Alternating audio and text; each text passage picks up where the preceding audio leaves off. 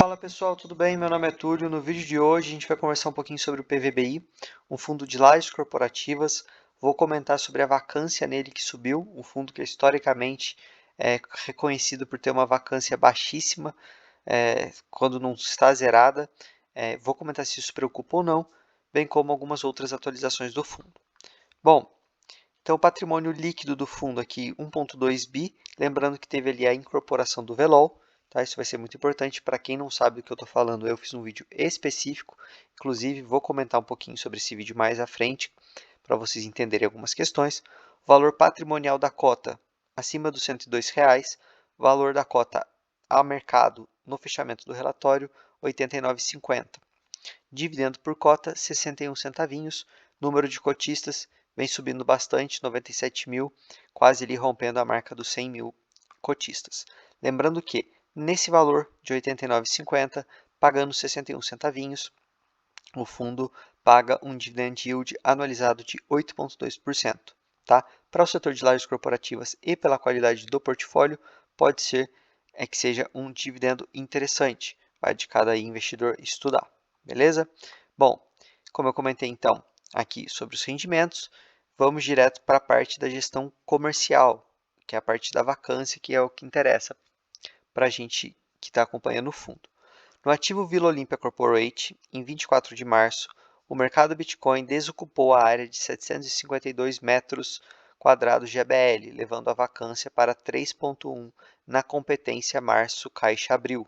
A gestão segue trabalhando ativamente para alocar as áreas vagas. O prazo médio remanescente dos contratos é de 5,3 anos e, além disso, o fundo recebeu de forma parcial a receita imobiliária da competência do mês de fevereiro, caixa-março, decorrente da inadimplência pontual da Inded, 2% da receita imobiliária locatária do ativo Vila Olímpia Corporate, devido a um erro operacional causado pela troca de gestor, mas que já foi regularizado em abril. Conforme divulgado no relatório anterior, 2.264 metros quadrados, que representam aproximadamente 4% da receita do fundo, estão ocupadas por empresas do grupo Americanas, BitService e AMI Digital. Ressaltamos que ambos os locatários estavam adimplentes até o fechamento desse relatório. Então vamos por partes, aqui tem muita informação. Questão das Americanas. Então são empresas que pertencem ao grupo. A princípio, elas estão se mantendo adimplentes, é algo a se monitorar, mas não é algo que me preocupa. Claro que tem que ficar ali atento, porque esse caso ainda vai ter muitos desdobramentos. Segundo ponto, a gente tem então uma vacância no Vila Olímpia, tá? Corporate, que é ali o mercado Bitcoin, 3,1%. Paralelo a isso, a gente teve ali um recebimento parcial. Então, um inadimplemento parcial, também é a mesma forma de dizer a mesma coisa. O que eu quero ressaltar quanto a isso? Eu fiz um vídeo bem extenso do PVBI comentando sobre a aquisição do VELOL. Lá a gestão trouxe um material bem robusto para a gente, indicando quais são os pontos, os gatilhos a serem destravados com essa aquisição. Dentre eles, a gente tem, no longo prazo, na visão da gestão, um possível aumento desse aluguel, porque é um aluguel que está ali defasado, um possível ganho de capital, porque o fundo foi comprado, adquiriu o VELOL, né, a um preço muito baixo, e por fim, no médio prazo, talvez uma troca ali, um mix melhor de inquilinos, porque historicamente os inquilinos do Vila Olímpia têm ali um atraso do aluguel. Então, vira e mexe, a gente consegue ver o inquilino atrasa, depois ele paga, depois ele atrasa 2 meses, ele paga os 2 meses. Então, aqui pode ser que tenha sido só realmente ali pela troca da gestão, ou pode ser que, de novo, isso esteja acontecendo. O importante é, no médio prazo, longo prazo, a gestão da VBI se mostrou muito boa, historicamente, para conseguir ali brigar por preço, tá? De aluguel, basicamente isso. Consegue subir, ele esticar a corda a favor dos cotistas, né, do fundo. Então, isso é algo que vai ser muito interessante a gente acompanhar, porque hoje o mercado pode não estar vendo isso, mas se daqui a alguns anos esse ativo estiver ali com um mix de locatários melhor, pagando um aluguel muito melhor, aí a cotação já vai ter explodido. Lembrando que não é recomendação de compra nem de venda, mas é simplesmente uma leitura que eu estou fazendo aqui junto com vocês, mas recomendo que vocês estudem para ver se vocês concordam ou não com isso. Por fim, então aqui a vacância foi de fato para 3.1, tá? Foi desocupado. O ativo é muito bem localizado, então a gente vai ter que acompanhar a gestão trabalhando no próximo mês ou daqui a 2 meses, enfim, eu sempre vou trazer aqui para vocês a atualização de quem porventura tenha virado inquilino, quais são os passos da gestão, se ela vai tentar fazer um retrofit nessa laje, o que vai acontecer. Vai ser interessante a gente ver a VBI trabalhando. Não me preocupo nesse momento, por quê? Porque é uma vacância pequena. É normal ter vacância em lajes corporativas, é uma vacância ainda pequena, a gente tem outros fundos com vacância muito maior do mesmo setor, então é algo para monitorar, mas eu ainda não me preocuparia. Pessoal, se vocês estiverem gostando do conteúdo, não esqueçam de deixar o like, isso ajuda demais o canal, e se inscrever. Eu estou aqui na campanha para ganhar inscritos, muita gente já se inscreveu, mas ainda tem lá mais de 75% das pessoas que não estão inscritas. Então me dá essa moral, beleza? Valeu! Gestão operacional. Então aqui a gente sabe que no ativo Union tem obras, as obras estão 54% concluídas. Eu vou mostrar o gráfico para vocês, está um pouquinho atrasado, mas eles mantêm a data inalterada de previsão para entrega no final, né, no quarto trimestre, no final do ano de 2023. O ativo FL 4.440 também tem um retrofit, está ali, né, para ter mudança no paisagismo e iluminação. Tem obras na Alameda de Serviços, né, já foram concluídas em março, e ali vai trazer mais facilidades para o empreendimento. São obras para manutenção ali da vida útil do imóvel, né? Para você tem que estar sempre com novas obras, retrofits, para poder manter ali o padrão do imóvel. Isso agrega valor no longo prazo. Depois, quando o fundo eventualmente for fazendo desinvestimento, isso ajuda demais. Inclusive, questão de sustentabilidade, ESG, eles têm esse programa de redução de resíduos, que eu já comentei em outros vídeos, para quem tiver interesse, eu vou deixar marcado. Call de resultados, eles fazem essa call todo final de trimestre, é bem interessante. É o Rodrigo Abud, é o gestor, um gestor muito didático, fala muito simples, então para quem é investidor iniciante, recomendo assistir, tá? Independente de ser ou não cotista do fundo, vale a pena para aprender. Tem mais alguns pontos que eu quero comentar com vocês. Aqui a gente vê o dividend yield caindo um pouquinho, porque a cotação deu uma reagida, né? Lembrando que esse fundo, pessoal, para quem pegou lá atrás, ele chegou ali a custar R$ 83, pelo que eu me lembro. Então hoje, quem comprou naquele preço deve estar ali recebendo quase 9%, talvez 8,9% de yield, um yield interessante. Liquidez do fundo, 2,3 milhões. E aqui que eu queria comentar com vocês, o número de cotistas. Parece que finalmente o fundo voltou ali, né, aos olhos do mercado. E é o que eu comento com vocês. O mercado, ele às vezes só faz alguns movimentos seguindo o yield, né? Muitas vezes, infelizmente. O fundo aqui ele vinha ganhando cotistas aos pouquinhos, mas ele pagava ali 56, 57 centavinhos.